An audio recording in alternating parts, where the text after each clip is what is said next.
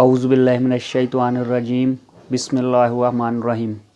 अस्सलाम वालेकुम नाज़रीन, मैं दवाखाना हकीम तालिब हुसैन से हकीम इफ्तिखार तालिब बात कर रहा हूँ।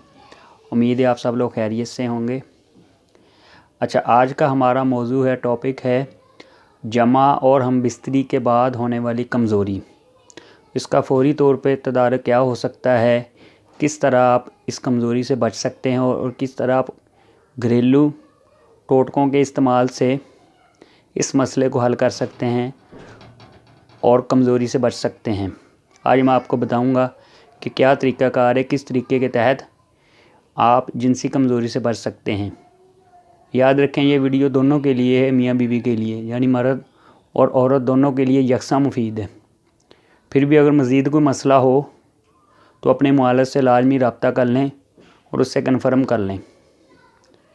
वीडियो शुरू करने से पहले काइंडली आप मेरा ये पेज लाइक कर लें, पसंद कर लें। अगर वीडियो पसंद आए तो दोस्तों के साथ शेयर भी लाजमी करें।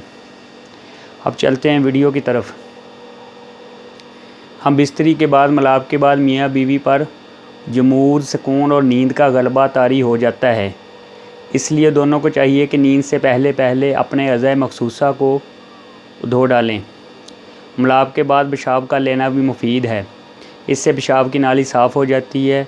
मलाब के बाद 1 गिलास दूध में 1 या 2 अंडों की जर्दी और शहद खालस हस्बे ज़रूरत डालकर मर्द और औरत को पी लेना चाहिए। इससे किसी किस्म की कमज़ोरी का एहसास नहीं होता और जिस्म में तवानाई महसूस होती है। अंडा, दूध और शहद का कसरत इस्तेमाल भी बहुत मुफीद है। ये असूल सेहतमंद मर्द और सेहतमंद औरत के लिए है।